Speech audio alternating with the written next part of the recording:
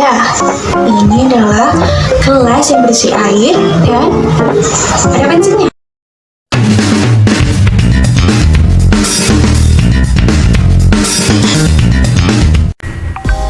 Assalamualaikum warahmatullahi wabarakatuh. Hai Soci, Sobat Sains dimanapun berada, semoga kalian tetap sehat dan tentunya dalam lindungan Allah Subhanahu wa Ta'ala. Amin amin ya rabbal alamin.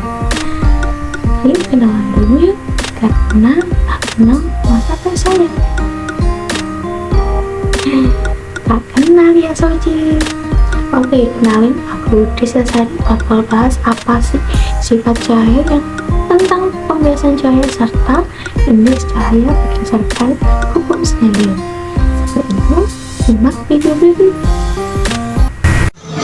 Ini termasuk fenomena apa sih? Lihat kan? Ya, ini adalah gelas yang berisi air dan ada bensinnya.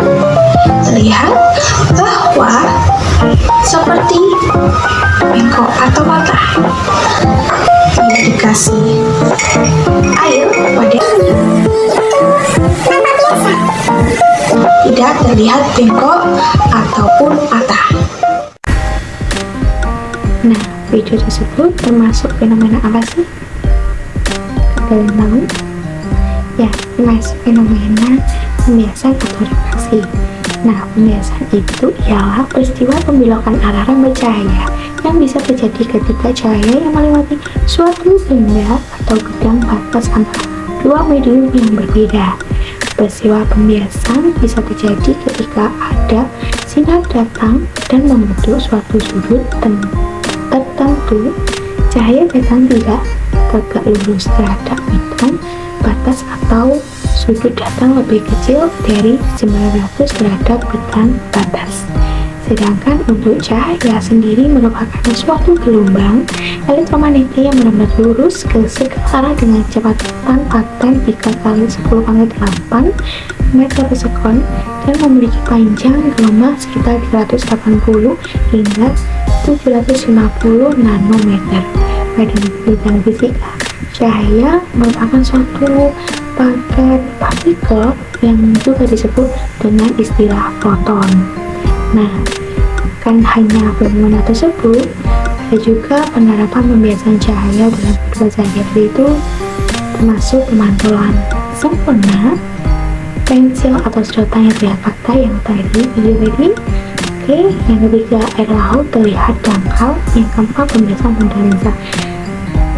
Hal tersebut penerapannya banyak, cuman aku beberapa yang biasa terjadi di kehidupan sehari-hari.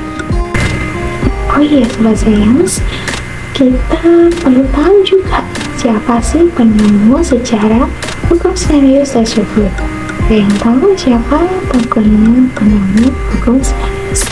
Penjelasannya, dalam materi fisika, penemu dari teori refraksi atau pembiasan ini adalah Wilbur Snellius. Bahkan disebutkan bahwa ia juga menjadi pencetus dari dasar optika ini. Pada perkembangan yang terjadi pada masa Renaissance atau zaman pencerahan Eropa membuat banyak ilmu pengetahuan berkembang hingga sekarang. Snellius ini yang merupakan seorang ahli matematikawan yang berkebangsaan Belanda sekaligus astronom, menjelaskan mengenai proses refraksi cahaya dengan metode trigonometri. Selain Snellius sendiri, ilmuwan lain juga meneliti dan mengembangkan teori refraksi atau pembiasan ini, termasuk yang diantaranya yakni Harriot, Kepler, serta Descartes. Tidak hanya itu saja, di dalam fisika, Snellius ini dan ilmu lain juga menjadi penemu pembiasan cahaya atau refraksi, tapi diyakini bahwa penemu sebenarnya sebelum Snellius yaitu adalah seorang muslim yang bernama Abu Sa'ad Al-A'la Ibnu Sahal. Ibnu Sahal ini melakukan penelitian mengenai sinar sejak 673 tahun sebelum Snellius. Hasil penelitiannya telah diabadikan oleh beliau di dalam kitab yang bertajuk Al-Harokat, yang mana artinya benda yang membakar. Nah, beliau sendiri merupakan seorang ahli matematikawan asal Persia yang berjasa dalam ilmu pengetahuan pada masa keemasan Islam di Baghdad, Irak, dalam bidang sains. Sayangnya, pengetahuan tersebut jarang diketahui. Bahkan seiring runtuhnya masa kejayaan Islam, dalam hal ini sejarah ketika ini menjadi perdebatan panjang di masa itu di bangsa Eropa. Nah, hukum pembiasan cahaya menurut Roselius itu ada 4. Yang pertama, sinar datang, sinar bias, dan garis normal terletak pada satu bidang datar. Yang kedua, sinar datang dari medium kurang rapat menuju medium lebih rapat dibiaskan mendekati garis normal. Yang ketiga, sinar datang dari medium lebih rapat menuju medium kurang rapat dibiaskan menjauhi garis normal. Sinar datang tegak lurus bidang batas bersejayat atau berinti dengan garis normal yang mana tidak dibiaskan melainkan diteruskan. Nah, untuk rumusnya yakni N1 sin I itu termasuk sinar datang sama dengan N2 sin R. Nah, yang untuk ini adalah sinar biasnya. Oke, indeks bias cahaya diuraikan menjadi 2, indeks bias mutlak serta indeks bias relatif. Untuk indeks bias mutlak itu merupakan perbandingan cepat lambat cahaya di ruang hampa dengan cepat lambat cahaya di medium. Untuk rumusnya M sama dengan C per V. Untuk N sendiri ya, ini indeks bias mutlak medium, yang C cepat lambat cahaya di ruang hampa dengan nilai yang fatal 3 × 10⁸ meter per sekon, yang V yakni cepat lambat cahaya di medium M per S. Nah, C sama V ini sama, M per S nya adalah konstannya. Tapi untuk perbedaannya, yang C ini adalah cepat lambat cahaya di ruang hampa, tapi untuk V ini adalah untuk kecepatan cepat lambat cahaya. Jadi perbedaannya di situ ya. Oke, untuk notch-nya, indeks bias mutlak udara dianggap sama dengan indeks bias vakum atau hampa udara itu sama dengan 1. Jadi seumpama indeks bias mutlak udaranya itu belum diketahui atau apa, itu nilainya 1.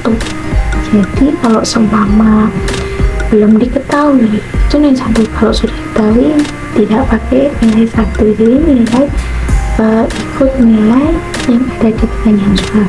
Untuk indeks bias relatif merupakan perbandingan indeks bias mutlak suatu medium terhadap indeks bias mutlak medium lainnya.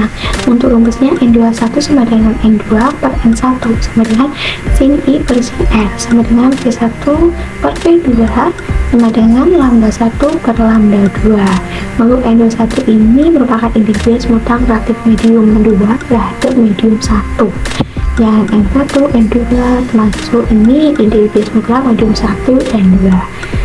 I merupakan sudut datang yang S sudut bias. V1, V2 itu kecepatan cepat lambat cahaya menurut M meter per sekon. Untuk lambda 1, lambda 2 merupakan panjang gelombang dengan meter. Coba untuk dari soal berikut. Pertanyaannya, kalau sebuah eksperimen untuk menentukan kecepatan cahaya di dalam air, seorang siswa melewatkan sebagas cahaya di dalam air dengan sudut datang yang nilainya 30 derajat. Kemudian siswa mencatat sudut bias yang terjadi di dalam air, ternyata besarnya hanya nilai 22 derajat. Jika kecepatan cahaya di udara dianggap 3 kali 10⁸ meter per sekon, tentukan berapa kecepatan cahaya di dalam air tersebut. Ayo, siapa yang bisa menjawab soal pertanyaan ini?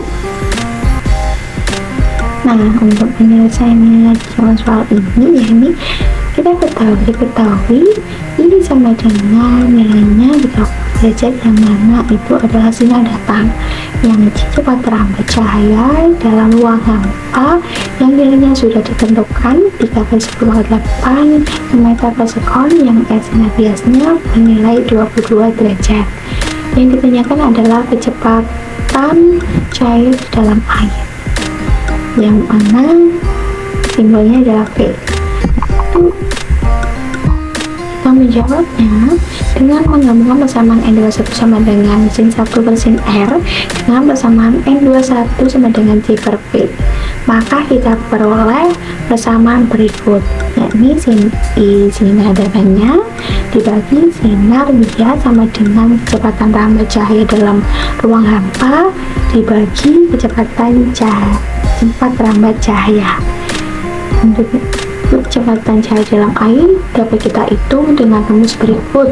V sama dengan J per sin I kali sin R, yang mana nilainya J itu 3/10⁸ meter per sekon dibagi sinar datangnya yang bernilai sin 30 derajat dikali sin R